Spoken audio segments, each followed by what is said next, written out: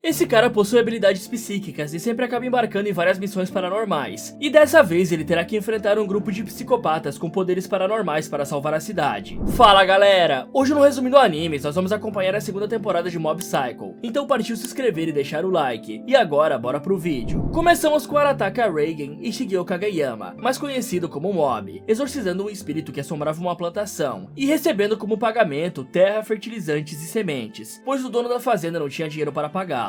Já longe dali, os membros da recém-fundada religião do capacete psíquico, da qual Mesato era a principal entusiasta, estão reunidos em uma lanchonete debatendo sobre a identidade do criador do culto. E Mesato esconde o jogo, pois sua intenção era que no momento certo, Mob se tornasse uma celebridade. Por isso, ela convence o garoto a se candidatar a presidente do conselho estudantil, usando o argumento de que assim ele poderia conquistar sua crush, a Tsubomi Takane. Contudo, no dia em que deveria fazer o seu grande discurso, Mob simplesmente trava e não consegue falar nada. Depois ele se encontra com a jovem Emi, que revela estar apaixonada por ele, e isso faz a escala de Mob subir para 21%. Assim, eles começam a sair, e todos percebem como o rapaz estava feliz com aquilo. Só que uma semana depois, após Emi revelar que era apaixonada por literatura, ela conta que o romance deles era uma farsa, e que tinha convidado ele para sair apenas porque havia perdido uma aposta. Isso parte o coração dele, e Emi vai embora se reunir com suas amigas. Então elas pegam o romance que Emi tinha escrito e acabado de mostrar para Mob, e rasgam em pedacinhos. Porém, o menino surge e começa a recolher os pedaços, dizendo que precisava cuidar do que era importante para ele. Isso mexe com Emi, e ela começa a catar os pedaços junto com o rapaz, dispensando as amigas. Nessa hora, um forte vento leva embora os pedaços de papel, e Mob usa suas habilidades para unir todos novamente, deixando Emi impressionada. Tudo isso enquanto Tsubomi observava ao longe. À noite, o rapaz está em casa conversando com Covinhas, contando tudo o que aconteceu, e o espírito questiona se Emi se apaixonou por ele depois que viu seus poderes, e Mob responde que isso nunca aconteceria. Em paralelo, Emi começa a pensar como Mob é incrível e tem a ideia de criar uma história sobre um estudante do ensino médio com poderes psíquicos. Um tempo depois, enquanto investigam uma lenda urbana, Reigen e Mob conhecem Banshoumaru Shinra, um cara que também se intitulava investigador paranormal e era membro da União Espiritual Nascer do Sol. E aí, ao seguir uma pista, Shinra acaba em uma enrascada, enfrentando uma assombração chamada Kushisaki Onna. Por sorte, Reigen tinha pedido para Covinhas ficar de olho nele, e eles recebem reforço na hora certa. Desse jeito, Mob acaba derrotando facilmente a assombração, já que ela se alimenta do medo que as pessoas tinham de seu mito, e como o garoto não conhecia aquela história, ele não sentia medo algum. Mais tarde, Shinra agradece Reigen e Mob e se despede deles, então os dois vão atrás de uma outra lenda urbana, a da velha Dash, que assombrava um túnel próximo. E ao chegarem lá, eles se deparam com a velha correndo. Porém, dessa vez, os poderes de Mob não parecem fazer efeito, e os dois entram em pânico, começando a correr. Só que a idosa ultrapassa eles, e Reigen percebe que ela é apenas uma velha humana correndo. Então Mob fica desconsolado por ter perdido na corrida para uma idosa. Um tempo depois, o homem vai até o escritório paranormal pedindo que Reigen amaldiçoe uma pessoa para ele. E o farsante o engana, lhe dando uma espécie de pedaço de papel com algo escrito. E aí o estranho vai embora, falando que amaldiçoaria Reigen se aquilo não funcionasse.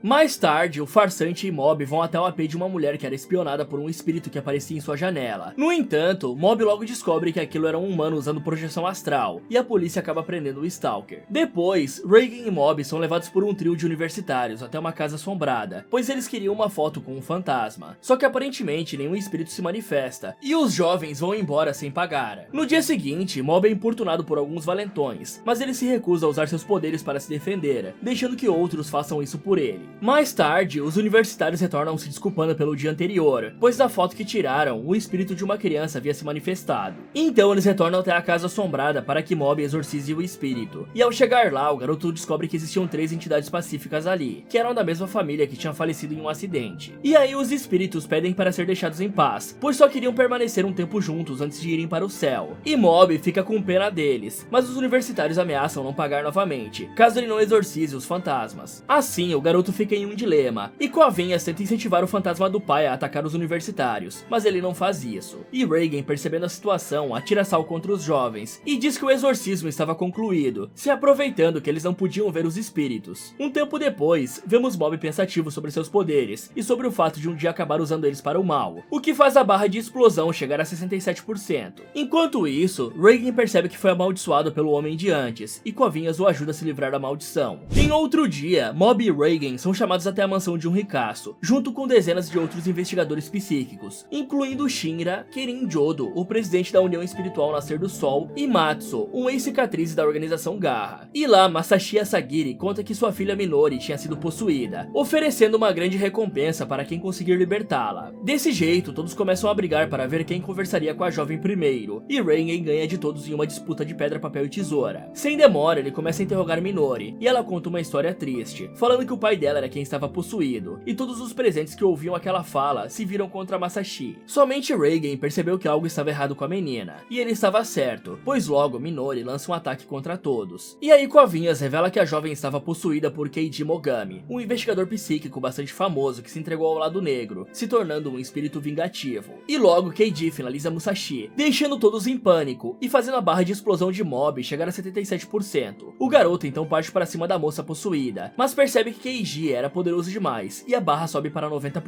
Dessa forma, Mob resolve sair do próprio corpo e invadir o corpo de Minori para ter um confronto mano a mano com o sujeito. Só que o estudante acaba levando a pior e Keiji começa a acessar as lembranças dele para descobrir as suas fraquezas. A seguir, Keiji conta que após a sua mãe doente falecer, ela se tornou um espírito maligno e passou a ocupá-lo pela morte dela. E isso, somado à dor da frustração por não poder ter feito nada, foram o que o tornaram um espírito mau. Keiji então cria diversas ilusões, onde Mob é perseguido e espancado por Minori e seus capangas, tudo no intuito de fazer o garoto se render ao lado negro. Já no mundo real, Kovinhas tenta invadir o corpo de Minori para ajudar o amigo, mas ele encontra dificuldades, até que Matsu lhe dá um impulso. Assim, ele ajuda Mob a se livrar do sentimento ruim, e o garoto começa uma luta contra Keiji, na qual ele atinge o 100%. Desse jeito, ele derrota a entidade do mal, e os espíritos absorvidos por Keiji durante anos se libertam e partem para cima de Mob. É então que ele atinge uma marca indefinida na escala de explosão, e consegue derrotar a todos, voltando assim para o mundo real. Lá Matsu captura o espírito de Keiji e vai embora da mansão, enquanto Minori desperta, magoada pela forma como Keiji a retratava. Mob então pergunta se ela realmente agia assim, e a garota confirma, começando a chorar e se desculpar. E Mob diz que agora vê que as pessoas podem mudar. Um tempo depois, vemos que Masashi estava vivo em um hospital, e que Reigen recusou a grana do milionário, por julgar que não merecia aquele dinheiro, já que muitas pessoas haviam se machucado naquela missão. Em um belo dia, Mob vai com os amigos do clube de telepatia e clube do formento corporal até uma lanchonete, e eles decidem que depois dali iriam ao karaokê. Só que Reigen liga pedindo ajuda de Mob, e é bastante sem noção, ao dizer que o garoto não tinha amigos, e por isso tinha bastante tempo livre. Mesmo assim, o estudante vai ajudar o mestre, e após exorcizar o espírito do mal, Reigen volta a dar uma de sem noção, e dizer para Mob que os colegas só estavam querendo usá-lo. Isso deixa o garoto chateado, e dali em diante ele decide parar de trabalhar no escritório de investigação paranormal. Então Reigen passa a ter dificuldades em manter o hype do lugar, e tudo piora quando no dia do seu aniversário, apenas a sua mãe lhe dá os parabéns, e diz que o filho deveria arrumar um emprego estável. Chateado, ele então sai para tomar um porre de cachaça, e decide que a partir do dia seguinte seria um novo homem. Dessa forma, ele começa a pegar apenas trabalhos que poderia solucionar sem Mob, e finaliza um fantasma que assombrava um famoso jogo de videogame, ao passar noites evoluindo seu personagem até que tivesse poder suficiente. Assim, Reigen se torna uma celebridade, sendo entrevistado por uma revista e até mesmo convidado para um programa de TV. Só que aquilo tinha sido armado por Kirin para desmascarar Reigen em rede nacional, e o farsante acaba tendo a reputação arruinada. Por isso, o cara passa a ser perseguido por diversos repórteres e termina dando uma coletiva, onde diz que ninguém tinha provas de que ele não era um médium de verdade. Porém, ao ser perguntado sobre o porquê de ter entrado naquele ramo de negócios, Reigen trava e começa a recordar que estava pensando em fechar o escritório quando conheceu Mob, e os poderes psíquicos do garoto o motivaram a continuar. Então ele lamenta que tenha apenas usado o aprendiz e sorri para a câmera dizendo: "Você cresceu". Nesse momento, o prédio todo começa a tremer e as câmeras a voar, deixando todos os presentes aterrorizados, pensando que aquilo fosse a obra de Reigen. Mais tarde, o farsante se encontra com Mob e Kovinhas, questionando o porquê deles terem ido até ali, e Mob responde que não houve nenhum motivo específico. Em seguida, Reigen pergunta se o aprendiz sabia que ele não tinha poderes, e Mob dá a entender que sim, falando que o mestre era uma boa pessoa. Um tempo depois, vemos que a religião do capacete psíquico agora possui mais de 700 fiéis e um belo prédio, fruto de uma generosa doação que provavelmente veio de Masashi. Só que ninguém sabia ainda a identidade do líder deles, apenas Mesato, mas ela se fazia de desentendida. Já na escola, Mob fica empolgado em participar de uma maratona que ocorreria dali a uma semana, planejando terminar entre os 10 primeiros, e a seguir se declarar para Tsubomi. Desse jeito, todos se mobilizam para ajudá-lo na tarefa, e vemos que Hitsu e Teru se ofereceram para assumirem os casos paranormais no lugar dele, enquanto o garoto treina. Um dia, Tsubomi surge no escritório paranormal com uma amiga que procurava conselhos amorosos, já que aparentemente Reigen também fazia isso. E Hitsu ouve escondido que Tsubomi estava interessada em um rapaz que estudava com ela em um cursinho, e fica preocupado do irmão levar um toco, só que aquilo havia sido uma mentira contada por Tsubomi para testar Reigen. Assim, o dia da maratona chega, e por mais que Mob se esforce, ele acaba abandonando a prova ao cair desmaiado. Mais tarde, enquanto o rapaz ainda está na enfermaria, Sho Suzuki vai até a casa dele e taca fogo no local. À noite, quando Mob e Kovinhas chegam em casa, eles encontram 3 corpos carbonizados em um quarto, e isso faz a fúria de Mob ultrapassar o 100% mais uma vez. Só que Kovinhas conta que os corpos eram falsos, e consegue fazer o garoto se acalmar, e vemos que Teru também foi atacado em sua casa. De volta a Mob, ele consegue localizar 2 indivíduos com capacidades psíquicas, e os derruba facilmente, pois ainda estava ligadão devido à sua explosão de poder. Contudo, não tinham sido os caras que colocaram fogo na casa dele, e quando eles pedem reforços, Mob foge dali na companhia de Koyama e Sakurai, 2 ex-membros dos Cicatrizes, que agora estavam do lado do bem. Os homens então levam Mob e Kovinhas até o seu QG, onde o menino reencontra vários rostos conhecidos, como os outros ex-Cicatrizes Kenji Mitsura e suas crianças paranormais do Laboratório Despertar, e Reigen, a quem eles escolheram para liderá-los em sua jornada por redenção. Em paralelo, Toichiro Suzuki, o líder da organização Garra e pai de Sho, invade o sinal de TV e revela ao mundo que entraria em guerra contra a humanidade, que deveria ser governada apenas por quem tem superpoderes. Só que enquanto o grupo de Reigen não vê aquilo, por estar com a TV desligada, Sho fica revoltado com o pronunciamento do pai. Nessa hora, Hitsu aparece e descobrimos que Sho tinha enviado os pais de Mob para um lugar seguro, enquanto eles se preparavam para a guerra. E Sho colocou os corpos falsos da casa para deixar Mob com raiva e fazê-lo entrar na luta. Longe dali, Teru mostra ter capturado o homem que o atacou e eles começam a interrogá-lo. Enquanto isso, na organização Garra, vimos que alguns paranormais do governo infiltrados no lugar tentaram um golpe contra Toichiro, mas foram detidos pela elite da organização, o Super 5. Depois, Toichiro enviaria o Shimasaki, um dos Super 5, para sequestrar o primeiro-ministro, e Teru tenta impedi-lo, mas não é páreo para o cara e toma uma boa cacetada. Após isso, os membros da organização Garra se entrincheiram em uma torre no meio da cidade, rodeada por paranormais criados artificialmente, e assim inicia uma guerra contra o governo japonês. Em paralelo, vemos Hitsu junto com Sho e sua gangue lutando para chegar até o local, só que Toshiki Minigishi, um dos Super 5 que tinha a capacidade de manipular plantas, entra no caminho deles, e os companheiros de Sho ficam para trás, enquanto o garoto e Hitsu avançam. Já no QG dos ex-Cicatrizes, todos estão dispostos a lutar para dar um fim àquela loucura, e o grupo se divide em 2 equipes. Uma serviria como distração, enquanto a outra atacaria pelos esgotos. E a equipe de Teru, que servia como distração, logo recebe o reforço de Takeuchi, mais um ex-Cicatriz. Contudo, logo seu plano é descoberto, e eles ficam cercados por vilões. É quando descobrimos que Terada era um traidor, que se infiltrou entre os heróis para espioná-los. Em paralelo, Mob está desacordado no QG dos ex-Cicatrizes desde o dia anterior, e alguns paranormais criados artificialmente invadem o local em busca dele. Nisso, Kovinhas entra no corpo do rapaz para defendê-lo, mas leva um baita golpe de Hiroshi Shibata, um dos Super 5, e acaba saindo do corpo de Mob. Por sorte, o rapaz cai no colo de um dos membros do clube do fomento corporal, e eles fazem de tudo para protegê-lo. Porém, nem com Kovinhas possuindo o corpo do capitão da equipe eles dão conta. É então que Mob enfim desperta e dá um jeito no bombadão. Em outro ponto, Ryu arrasa a equipe nos esgotos, quando Sho e Hitsu chegam aos pés da torre da organização Garra. De volta a Mob, ele se encontra com Minegishi e alguns paranormais artificiais, e tenta resolver tudo na base da conversa. Mas não adianta, e Matsu aparece para ajudá-lo. Só que na confusão ele acaba deixando cair o recipiente onde mantinha o espírito de Keiji, e o ex-humano detona os vilões rapidamente. Mas Mob o impede de finalizar Minegishi. Então, Keiji diz que Mob deveria ser um pouco duro com as pessoas de vez em quando, e que se fizesse isso ele seria invencível. Em paralelo, Ryu barra o caminho de Sho e Hitsu, e o irmão de Mob fica para enfrentá-lo. Assim, Sho prossegue derrubando Nosumu Hattori, um outro Super 5, e encontrando o pai no topo da torre. Lá ele lança um golpe de energia que vinha armazenando há 3 meses, mas Katsuya Serizawa, outro Super 5, surge e protege o chefe. Nessa hora, Toichiro decide demonstrar para o filho todo o seu poder acumulado no período de 20 anos. Já Hitsu está levando uma baita surra de Ryo, quando chegam os reforços de Teru e companhia, que tinham derrotado os rivais e decidido se juntar à luta na torre. E aí descobrimos que Terada tinha mentido sobre ser um traidor. Contudo, mesmo com um reforço, Ryu ainda leva a melhora, e ele só é derrotado quando chegam Reigen e Mob. E o cara fica tão assustado com o poder do garoto que foge da luta, abandonando a causa de Toichiro. Então Mob decide seguir o conselho de Keiji, e é duro com os amigos, dizendo para eles não atrapalharem. Simultaneamente, o grupo de ataque nos esgotos se recuperou da surra que levaram de Ryu. E aí, quando Mob entra na torre, Serizawa surge barrando a passagem dele, e libertando o primeiro-ministro, que Serizawa nem fazia ideia de quem era. cara. Depois, o cara revela que devia uma a Toichiro, por conta do cara ter sido o único que conseguiu tirá-lo de seu quarto, dando a ele um guarda-chuva, que fazia com que Serizawa se sentisse dentro de sua zona de conforto. Então, Mob tenta separá-lo do artefato, que era o seu ponto fraco, mas é impossível deixá-lo longe do guarda-chuva. Assim, Mob apela para o lado sentimental, e percebe que Serizawa era igual a ele, e que apenas queria um amigo. Por isso, Toichiro conseguiu usá-lo tão facilmente, e Mob consegue fazer o cara enxergar que o que estava fazendo era errado. Em seguida, Toichiro conta para Sho que as experiências para despertar poderes em pessoas normais foi um fracasso, e que na verdade o que estava acontecendo ali era que ele estava compartilhando seu imenso poder com os seus 600 soldados. Nesse instante, Mob chega e passa a enfrentar o líder da organização Garra, mas acaba levando a piora, enquanto a sua escala de fúria ia aumentando pouco a pouco. Reigen, que tinha ignorado o pedido do aprendiz, surge para ajudá-lo e tenta enganar Toichiro, dizendo que queria se juntar a ele, só que o cara não cai nessa e o vilão o ataca. Por sorte, Serizawa o salva e acaba com o guarda-chuva destruído. E essa era a motivação que Mob precisava para atingir o 100%. Ele então pede que Serizawa atire Reigen dali, mas antes que fujam, Toichiro lança um ataque que os joga lá de cima, e Minegishi mostra que também tinha mudado de lado, ao parar a queda deles. Isso enfurece Toichiro, que canta a vitória ao afirmar que estava usando apenas 10% de seus poderes, enquanto Mob já estava em 100%. E o garoto responde arrancando a torre do chão, e dizendo que agora poderia liberar tudo o que tinha contra Toichiro. Assim, uma batalha arrasadora começa, com Mob perdendo completamente o controle de seus poderes, e Hitsu entra em ação, mostrando ao irmão que ele estava indo longe demais. Então Mob tira o pé e tenta prender Toichiro entre alguns prédios, mas aquilo não adianta e o cara dá uma surra em Mob. Porém, o garoto não desiste e revida com toda a sua força, superando seus limites mais uma vez. É quando Toichiro passa por uma transformação e a batalha se torna ainda mais brutal. Só que Mob, enfim, começa a dominar o confronto, fazendo o líder da organização Garra começar a acumular energia para explodir. Vendo isso, Mob faz com que os amigos fujam dali, enquanto ele ficaria para conter Toichiro, pois não queria deixar o homem sofrer sozinho. E passamos para um flashback da mãe de Sho abandonando Toichiro, por conta de não concordar com as ideias maléficas dele. De volta ao presente, o cara enfim percebe os seus erros, e Mob tenta absorver a energia de Toichiro, mas não consegue impedir que a explosão ocorra. Mais tarde, o garoto é encontrado por seus amigos ainda com vida, e descobre que todos eles foram curados de seus ferimentos por conta da explosão, que ainda fez surgir um enorme brócolis bem no meio da cidade. No dia seguinte, vemos que os ex-membros dos Cicatrizes haviam sido curados de suas marcas nos rostos, e que agora eles procuravam viver como gente normal. Ao mesmo tempo em que Kenji ouve um pedido das crianças de quem cuidava, para acabar com os experimentos que visavam dar poderes a pessoas normais, e ele concorda, revelando que aquilo já não era mais o seu foco, e sim passar um tempo com os amigos. Longe dali, vemos que Toichiro também havia sobrevivido à explosão e foi preso, mas não antes ele demonstrar arrependimento pelas decisões que tomou, e se lembrar de sua amada esposa. No escritório de Reigen, descobrimos que o brócolis gigante era fruto das sementes que Mob tinha ganho lá na missão do primeiro episódio, que germinaram pois estavam guardadas em seu bolso, e foram atingidas pela explosão. E encerramos a temporada vendo Serizawa de cabelo cortado, se tornando um novo membro do escritório de investigação paranormal.